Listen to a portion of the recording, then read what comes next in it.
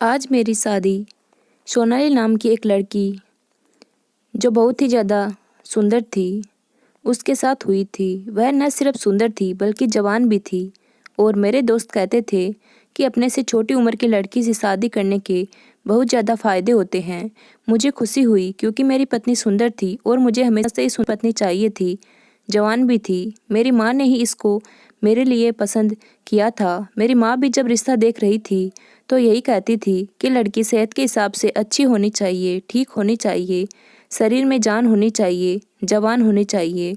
मुझे लगा कि शायद मेरी माँ यह सब इसलिए कहती है क्योंकि वह चाहती है कि जल्दी जल्दी उसको दादी बना दिया जाए और लड़की की सेहत ठीक होगी तो तभी वह बच्चा पैदा कर सकेगी। लेकिन मुझे नहीं पता था कि मेरी माँ का इस सब के पीछे मकसद क्या है।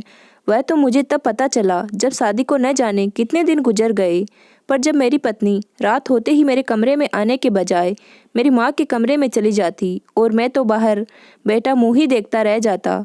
सिर्फ इतना ही नहीं, वह पूरी रात वहीं पर गुजार देती और जब सुबह बाहर आती तो कहती कि मेरी टांगों में दर्द है, तो कभी कहती कि मेरी कमर में दर्द है और लंगड़ा लंगड़ा के चलती। मैं हैरान रह जाता कि यह पूरी रात क्या करती रहती है और मेरी माँ को भी फिक्र नहीं होती कि वह इसको बाहर ही भेज दे। यह मेरी पत्नी है और मेरी माँ ने इसे अपना नौकर समझ लिया है। लेकिन फिर मेरी पत्नी मेरी माँ के साथ अच्छी तरीके से रहती भी थी और बिल्कुल भी लड़ाई झगड़ा नहीं करती थी। सिर्फ यही बात नहीं थी, जब वह दोनों अंदर कमरे में होती तो मुझे अंदर नहीं आने देती थी। मैंने इतनी दफ़ा जाने की कोशिश की तो कहती थी कि नहीं, तू यहाँ से चला जा, तेरा यहाँ पर कोई काम नहीं है। एक दिन मैं बहुत ज़्यादा उत्सुक हो गया और पहले से ही उस कमरे में जाकर छुप गया ताकि देख सकूं कि मेरी पत्नी और मम्मी पूरी रात क्या करती रहती है। मेरे दिमाग में तो ऐसी कोई बात नहीं थी जो बहुत ही ज़्यादा अजीब हो, लेकिन इस कमरे में वह दोनों मिलकर जो कर रही थी वह न सिर्फ अजीब था बल्कि बहुत ही ज़्यादा शर्मसार कर देता, क्योंकि वह दोनों सारी रात ज़मीन पर बैठकर एक दूसरे के मेरा काम भी अच्छा था और मेरे घर में ज़्यादा लोग भी नहीं थे। लेकिन प्रॉब्लम था, हमारा घर एक बहुत ही पुराना सा घर था, बिल्कुल ऐसा जैसे 1947 के ज़माने का होता है। सब कहते थे कि इस घर को छोड़ दो, नहीं तो यह घर आप लोगों के ऊपर गिर जाएगा। दरअसल यह घर नहीं, छोटी सी हवेली ही थी, पर मेरी माँ कहती थी कि मैं इस घर में ही ब्याह कर आई थी और यहाँ से मेरी अर्थी ही निकलेगी और कहीं नहीं जाऊँगी। मुझे मेरी माँ से इतना ज़्यादा प्यार नहीं था कि मैं उनके आज्ञा का पालन करता रहता। मसला यह था कि आजकल किराए पर घर मिलना भी बहुत मुश्किल था और मेरे पास इतने पैसे नहीं थे। मैंने अपनी माँ का एक बहुत बड़ा नुकसान किया था। उन्होंने अपने गांव वाली ज़मीन और अपना सारा सोना बेचकर मेरे हाथ पर रकम रखी थी और मुझे कहा था कि मैं एक बिज़नेस कर लूं जिससे सारी ज़िंदगी हम बैठकर खा सकें। बिज़नेस मेरा नहीं चला और ना सिर्फ नुकसान हुआ बल्कि कर्जदार मेरे पीछे पड़ गए। अब वह लोग मेरे पीछे थे और मैं बड़ा परेशान था। फिर सोचा कि शादी कर लेता हूँ तो लड़की दहेज में कुछ ना कुछ लाएगी, कर्जदारों के मुंह बंद हो जाएंगे। लेकिन लड़की भी दहेज में कुछ ज़्यादा लेकर नहीं आई, पर फिर भी जो पैसे उसके माँ बाप ने दिए उससे मैंने कर्जदारों के मुंह बंद कर दिए। अब मेरी माँ ना सिर्फ मुझे दिन रात बातें सुनाती थी बल्कि कहती थी कि तुझ पर मैं ज़िंदगी में कभी भरोसा नहीं करूँगी। और मैं कहता था कि आपकी ज़िंदगी रह कितनी सी गई है और अब आपके पास है ही क्या। वह कहती थी कि हवेली तो मेरी है, मैं तेरे नाम करके नहीं जाऊंगी। और मैं हंसता था कि फिर और किसके नाम करके जाएगी यह हवेली। ना सिर्फ यह हवेली बहुत पुरानी थी बल्कि इसमें अब तक पुराने ज़माने का सामान भी पड़ा था। एक बार तो एक टूरिस्ट भी यहाँ आ गया था और कहता था कि मुझे अंदर से अपनी हवेली दिखा दो तो मैं आपको कुछ पैसे दे दूंगा। और हमने उस दिन उससे डॉलर कमा लिए थे, वह भी सिर्फ अपना घर दिखाकर। लड़की वाले भी गरीब थे, किसी तरह से उन्होंने दहेज का इंतजाम किया था, इसीलिए इस बारे में कुछ बोल नहीं पाए कि आप लोगों का घर तो बहुत पुराना है। सोनाली अच्छी लड़की थी, वह मेरी ज़िंदगी में आ गई, पर हमारी शादी की रात हम दोनों ही बहुत थके हुए थे और वह मुझसे बातें करते हुए ही सो गई।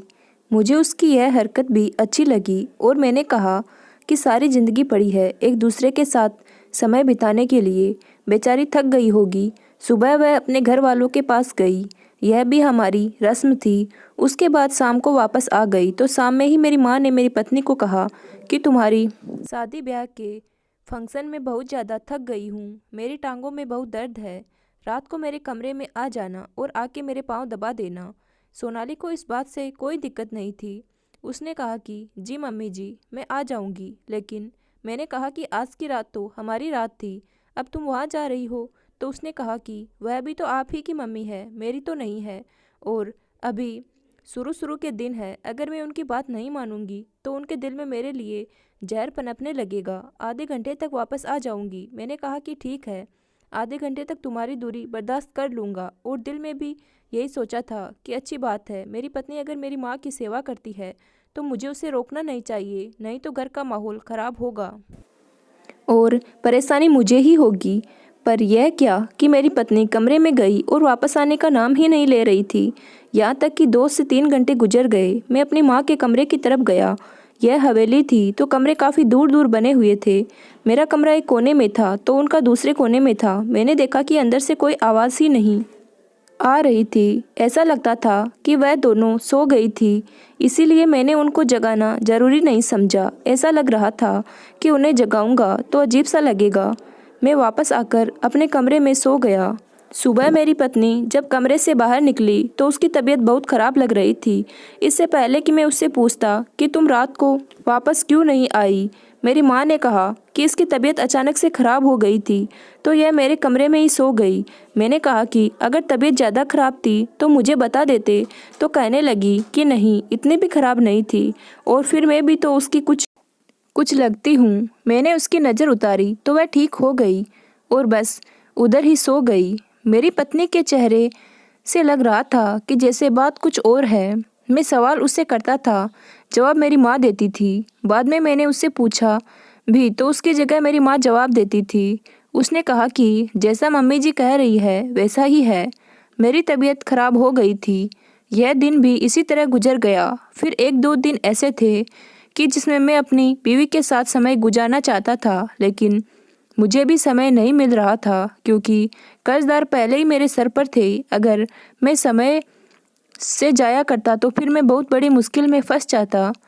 काम तो मुझे करना ही था। मेरी पत्नी और माँ अभी तक एक दूसरे के साथ ठीक जा रही थी। कोई अनबन, कोई लड़ाई झगड़ा, कोई बहस, कुछ नहीं था।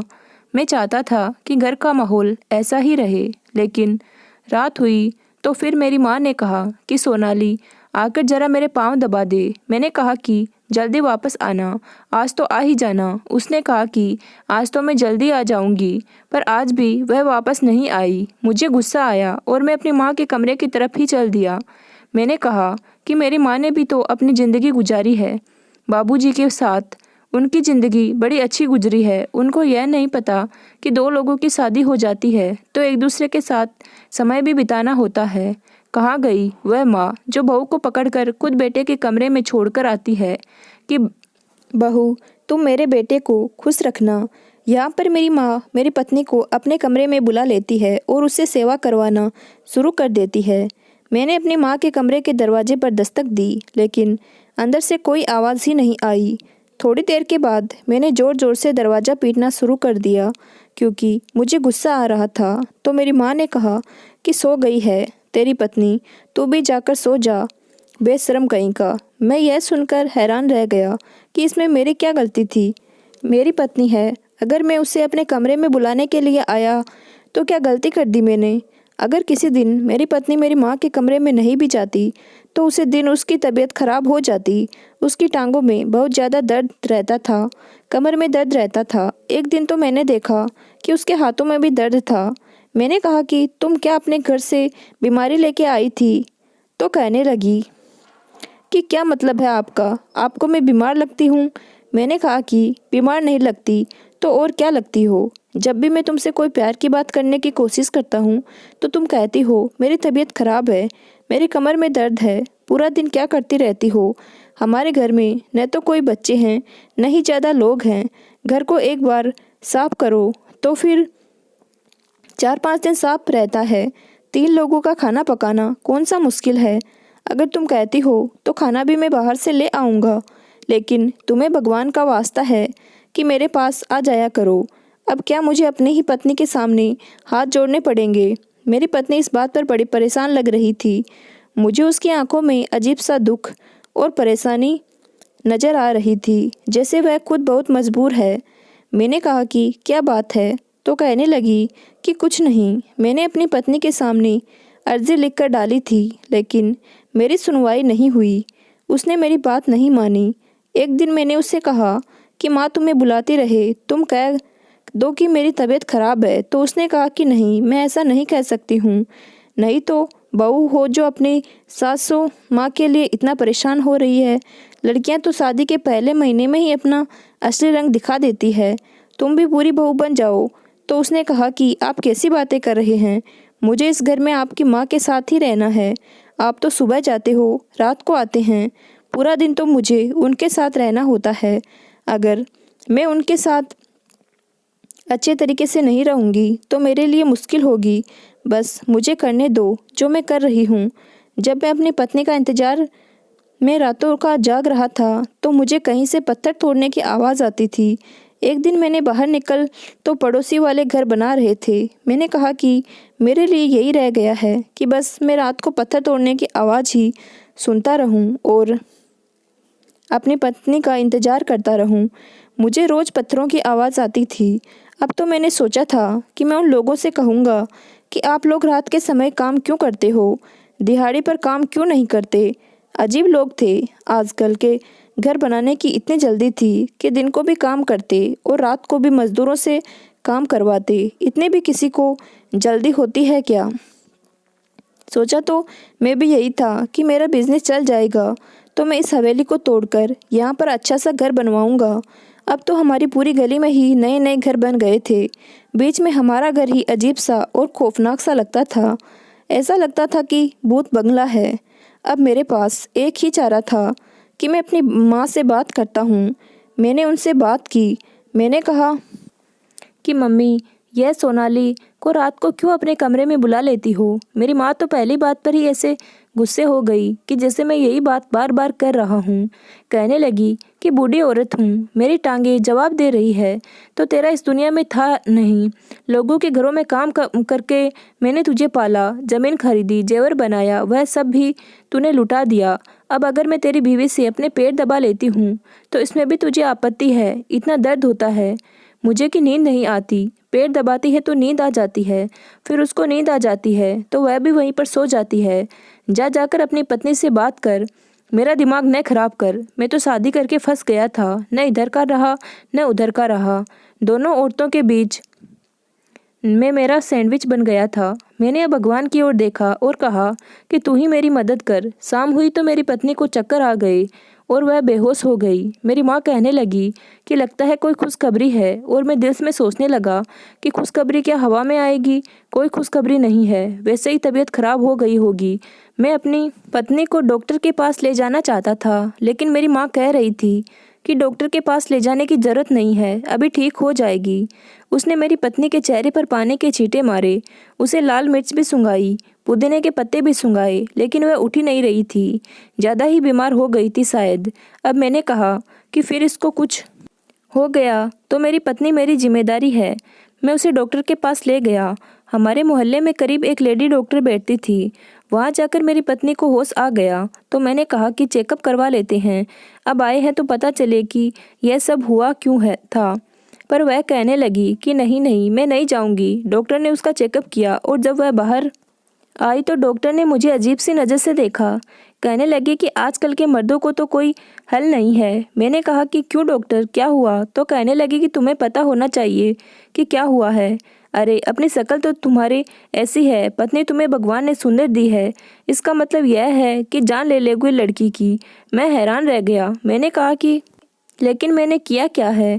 तो डॉक्टर ने कहा कि यह तो तुम दोनों पति पत्नी का आपसी मामला है। तुम लोगों को पता है कि क्या किया है, लेकिन पुरुष के जिस्म की भी एक हद होती है। जरा से ज़्यादा मेहनत मजदूरी नहीं कर सकता है, और तुमने इससे कोई इतना ज़्यादा मुश्किल काम करवाया है कि इस बेचारी को चक्कर आ गए, इसका बीपी लो हो गया और यह बेहोश हो गई। और जिस तरह से यह होश में नहीं आ रही थी, अगर इसी तरह कुछ वक्त ज़्यादा गुजर जाता तो फिर और बहुत बड़ा मसला बन जाता। अपनी पत्नी को कुछ दिन आराम भी करने दिया करो, उसके पीछे न पड़े रहा करो। यह मोहल्ले में बैठने वाली लेडी डॉक्टर थी, मोहल्ले की औरतों को बर्दाश्त करती थी। इसकी ज़बान कड़वी थी, लेकिन यह जिस किस्म की बातें कर रही थी, मैं समझ गया था कि उसका इशारा किस तरफ है। वह कहना चाहती थी कि आप अपनी पत्नी के साथ ज़्यादा समय नहीं बिताया करें, उसे थोड़ा आराम करने दिया करें। पर उसे कौन बताता कि यहाँ पर तो आराम ही आराम चल रहा है। पर यह सोचकर मैं हैरान हुआ कि अगर ऐसी बात है तो फिर डॉक्टर ने यह सब क्यों कहा कि मेरी पत्नी को आराम करने की ज़रूरत है और उसके साथ कुछ ज़्यादा ही हो रहा है, जबकि वह तो अभी तक ठीक से मेरी हुई भी नहीं थी, मेरे पास भी नहीं थी। अगर मैं अपनी पत्नी के बारे में सोचता तो वह अच्छी लड़की थी, खूबसूरत थी, मेरे साथ अच्छे तरीके से बात करती थी। मैं आता था तो मुझे खाना खिलाती थी और शाम तक हम लोग एक दूसरे के लिए बिल्कुल पागल हो जाते थे।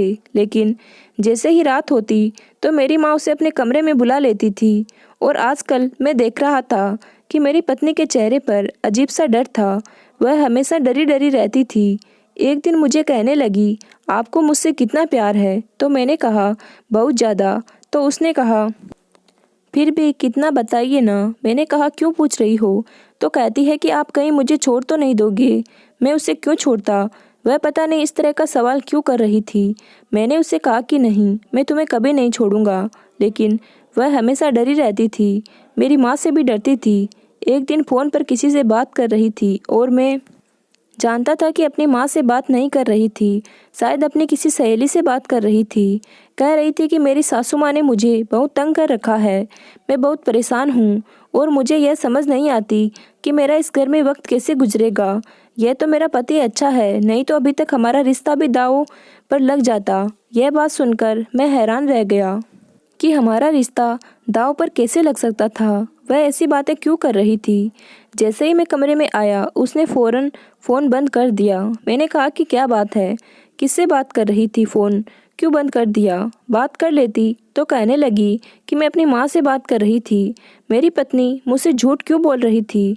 उसे मुझसे झूठ बोलने की क्या ज़रूरत थी? बात तो वह अपने दोस्त से ही कर रही थी, बार बार उसका नाम भी ले रही थी। तो फिर उसने मुझसे झूठ क्यों बोला? मेरी माँ की हरकतें भी आजकल कुछ अजीब सी थी। वो इस घर को बेचने की बात कर रही थी। मैंने उनको किसी से बात करते हुए सुना। कहने लगी कि बस कुछ दिन की बात है, 2 महीने बाद मैं यह घर बेच दूंगी। और मुझे यह नहीं बताया कि घर क्यों बेच रही है, किसको बेच रही है। वह तो कहती थी कि इसी घर से मेरी अर्थी उठेगी। अब अचानक से यह घर बेचने की बात कहाँ से आ गई और मुझे बताना ज़रूरी नहीं समझा। मैंने अपनी माँ का बहुत नुकसान करवाया था, यह सच है। उसके बाद से उनको मुझ पर भरोसा नहीं था, लेकिन घर की बात तो मुझे बतानी चाहिए थी ना, पर उन्होंने मुझे नहीं बताई। मेरी पत्नी जब भी मेरी माँ के कमरे में रात को जाती थी, उसकी हालत ख़राब होती थी। अब तो मैं उसे देखकर हैरान होने लगा कि जब वह आई थी तो कितनी ज़्यादा सुंदर थी, लेकिन अब उसके गाल पिचक गए थे, उसका वज़न कम हो गया था, उसके हाथ सख्त हो गए थे और बहुत ज़्यादा बीमार रहती थी। इतनी ज़्यादा दवाइयाँ खा ली थी कि पर उनकी हालत सही नहीं होती थी और ठीक भी नहीं होती थी। उसकी टांगों में दर्द होता तो कभी कमर में। मैं जब भी अपनी माँ के कमरे में जाने की कोशिश करता, वह मुझे अंदर नहीं आने देती। एक दिन तो ऐसा हुआ कि मेरी पत्नी उनके कमरे में थी, लेकिन शायद वह दरवाज़ा अंदर से बंद करना भूल गई थी। मैं भी खुश हो गया कि दरवाज़ा खुला हुआ है, पर मैं जैसे अंदर आने लगा, उन्होंने दरवाजे को हाथ से बंद करने की कोशिश की और इधर से मैंने धक्का लगाया तो उन्होंने अंदर से धक्का लगाया और दरवाजे को पकड़कर मेरे मुंह पर मारा। मतलब उनको बस यही फिक्र थी कि ठीक है, मैं कमरे के अंदर न आ जाऊं। उन्होंने यह भी नहीं देखा कि दरवाज़ा मेरे मुंह पर लग गया है। मैंने कहा कि यह क्या मम्मी, दरवाज़ा खोलो। वह मुझे कहने लगी कि तेरा यहाँ कोई काम नहीं है तो चला जाए यहाँ से। मैंने कहा कि मेरी पत्नी अंदर है, बाहर भेजो तो मैं चला जाऊँगा, वरना मुझे कोई शौक नहीं है आपके कमरे में आने का। मेरे मुंह पर चोट लगी थी तो मुझे भी गुस्सा आ गया था, पर मेरी माँ ने कहा कि तेरी बीवी बाहर नहीं आएगी, तू जाकर सो जा अब। उन्होंने रोज़ का यही धंधा बना ली थी। वह मेरी पत्नी को कमरे के अंदर बंद करके ही बैठ जाती थी। मैंने अपनी पत्नी से बार बार पूछा कि क्या बात है, मुझे बता दो। वह बहुत डरी हुई रहती थी, लेकिन वह मुझे बात नहीं बता रही थी। अब मेरे पास और कोई रास्ता नहीं था। एक तरफ मेरी पत्नी मुझसे झूठ बोल रही थी, दूसरी तरफ मेरी माँ मुझसे झूठ बोल रही थी, क्योंकि जब मैंने पूछा कि क्या आप यह हवेली बेचना चाहती हो, तो उन्होंने कहा कि नहीं। तुझे किसने कहा? मैं तो नहीं बेचना चाहती, जबकि मैंने अपने कानों से सुना था कि वो सहेली को बेचने की बातें कर रही थी। इन दोनों औरतों ने मिलकर मुझे पागल बनाया था। अब मुझे कुछ और ही सोचना था। जो कुछ भी हो रहा था वह इस कमरे के अंदर हो रहा था, और जिसमें मुझे जाने भी नहीं देते थे। तो मुझे किसी तरह वहाँ जाना था और पता करना था कि उस कमरे के अंदर क्या हो रहा है। और यह मैं तभी कर सकता था जब मैं खुद उस कमरे के अंदर जा सकता था, और मेरी माँ मुझे जाने नहीं देती थी। तो मेरे दिमाग में एक खुराफाती प्लान आ गया। एक दिन मैंने सुबह ही अपनी पत्नी और माँ से कहना शुरू कर दिया कि आज मैं शहर से बाहर जा रहा हूँ। मेरी माँ को हमेशा ही मुझ पर गुस्सा आता रहता था। इस बार भी कहने लगी कि फिर किसी के पैसे लेकर जा रहा है। मैंने कहा कि माँ, काम से जा रहा हूँ, बहुत ज़रूरी काम है। उसने कहा कि हाँ जा, चला जा। मैंने कहा कि आज मेरी पत्नी को अपने कमरे में मत बुलाना, बेचारी थक गई है, उसे आराम करने देना। उसने कहा कि हाँ ठीक है, नहीं बुलाऊंगी तेरी लाडो पत्नी को। तूने तो उसे लाड के बिगाड़ दिया है, लेकिन याद रखना कि जब औरत इतनी बिगड़ जाए तो फिर ठीक नहीं होती। जो मैं तेरी पत्नी के साथ कर रही थी न ठीक थी न तेरी। अगर कोई मेरी पत्नी की हालत देखता तो वह फौरन यह बात कह सकता था कि इस लड़की के साथ ज़रूर कुछ बुरा हो रहा है। सिर्फ पेट दबाने की वजह से किसी के साथ इतना बुरा नहीं हो सकता था। हमारी शादी को इतना वक्त नहीं हुआ था, जितने किलो वजन उसका कम हो गया था।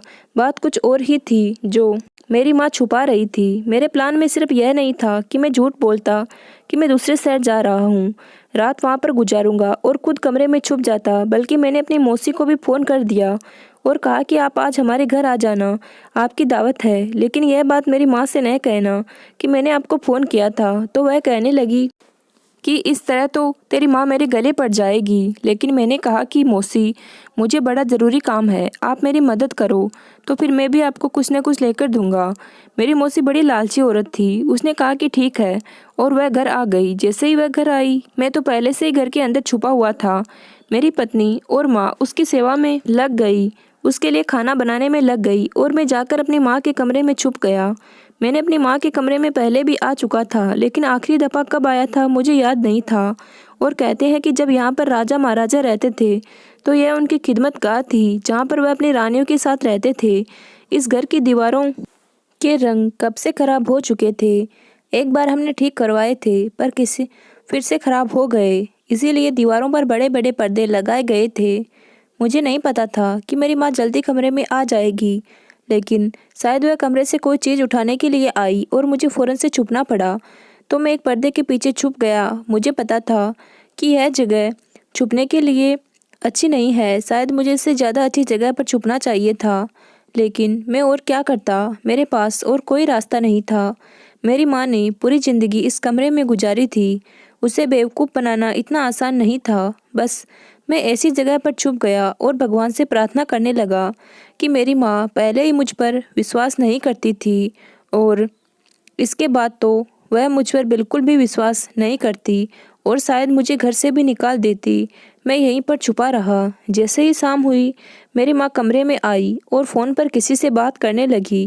कहने लगी कि मुझे 9 लाख का हार चाहिए, हाँ वह भी अपनी बहू के लिए, उसका नाम भी लिखा हो, उसके पीछे शगुन के सिक्के भी चाहिए। मैं हैरान रह गया कि मेरी माँ मेरी पत्नी के लिए 9 लाख का हार बनवा रही है। उसे हार का नाम 9 लाख था, लेकिन वह 9 लाख में नहीं बनता था, इससे भी ज़्यादा महंगा था। मेरी माँ तो मेरी पत्नी को अच्छा नहीं समझती थी, फिर उसके लिए इतना बड़ा महंगा सोने का हार क्यों बनवा रही थी और ऑर्डर दे रही थी। थोड़ी देर ही बाद ही उसने किसी और से भी फ़ोन पर बात करने शुरू कर दी। कहने लगी कि बड़ा वाला फ्रिज चाहिए, वही फ्रिज जिसके 2 दरवाजे होते हैं, यानी कि डबल डोर फ्रिज की बात कर रही थी। डबल डोर फ्रिज कौन सा सस्ता था, बहुत ज़्यादा महंगा था। मेरी माँ क्यों इतनी महंगी चीज़ों के ऑर्डर दे रही थी, जबकि हमारे पास तो कुछ भी नहीं था। कहीं इस घर को बेचकर सामान तो नहीं लेना चाहती थी, लेकिन घर को बेचकर सामान लेती तो फिर सामान कहाँ रखती। मेरी माँ मुझे इतनी बेवकूफ़ नहीं लगती थी। थोड़ी देर के बाद मेरी पत्नी भी कमरे में आ गई। उसने कहा कि वैसे तो यह काम रात को करते हैं, लेकिन अब तेरा पति तो घर पर है नहीं, तो अब क्या रात क्या शाम, चल शुरू करते हैं। वैसे भी आज आखिरी दिन है, तूने बहुत ज़्यादा मेहनत की है, इसीलिए मैं तुझे बहुत बड़ा इनाम दूंगी। मैंने अभी तेरे इनाम का ऑर्डर भी दे दिया है। पता नहीं किस बारे में बात कर रही थी। मेरी पत्नी ने कौन सी मेहनत की थी जिसका इनाम मेरी माँ उसे दे रही थी। वह कहने लगी कि माँ जी, मेहनत तो मैंने वाकई बहुत की है और इनाम भी आप मुझे दे रही है, लेकिन मेरी हालत तो देखें, कैसी हालत हो गई है मैंने आपको पहले ही कहा था कि यह काम बड़ा मुश्किल है, मुझसे नहीं होगा। मेरी माँ ने कहा कि हाँ मुश्किल है, लेकिन फल भी तो इतना बड़ा मिल रहा है और इसके बाद हमारी ज़िंदगी में कोई मुसीबत नहीं आएगी। बड़े से बंगले में रहेंगे, नौकर चाकर रहेंगे, गाड़ी होगी, तेरे पास सोने के गहने होंगे, तू जो कहेगी मैं लाकर दूंगी। तेरी आंखों में इतना दुख क्यों है? मुझे पता है तेरा बड़ा नुकसान हुआ है, लेकिन यह भी तो सोच कि मैं बूढ़ी औरत हूँ, मुझसे यह काम नहीं होना था। तू मेहनत ना करती तो यह सब कुछ कैसे होता? मेरी पत्नी ने कहा कि आप अपने बेटे से भी तो यह काम करवा सकती थी ना।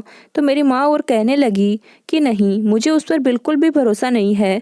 उसकी जुबान बहुत ढीली है, वह तो इस बात को राज नहीं रख पाता और सब कुछ बर्बाद हो जाता। लेकिन आज हम लोगों की मेहनत का आखिरी दिन है, बस जल्दी जल्दी आ जा। पता नहीं यह कौन सी बातें हो रही थी और मेरी माँ को किस बात की जल्दी थी जो मेरी पत्नी को बुला रही थी।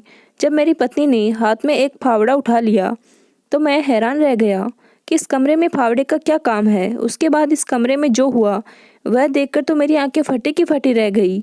मेरी माँ ने दीवार से वह बड़ा सा पर्दा हटाया तो सामने तो एक सुरंग थी और ऐसा लगता था कि यह सुरंग किसी ने खुद खोदी थी। और सिर्फ इतना ही नहीं, वहाँ पर कुछ और भी था। मेरी तो सांस रुकने लगी थी। इस दीवार के नीचे एक सुरंग जा रही थी और उसके अंदर एक बहुत बड़ा संदूक नजर आ रहा था जो पत्थर के अंदर फंसा हुआ था, जिसको निकालना बहुत मेहनत का काम था। मेरी शादी को आज 3 महीने हो गए थे और 3 महीने से मेरी पत्नी यही मेहनत का काम कर रही थी और मेरी माँ उससे यह सब कुछ करवा रही थी।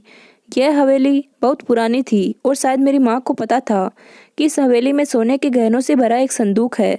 जब हम यहाँ आए थे तो हमने भी यह कहानी सुनी थी, लेकिन इस कहानी को नज़रअंदाज कर दिया था कि ऐसी कहानियाँ तो ऐसे घरों के बारे में बनती है।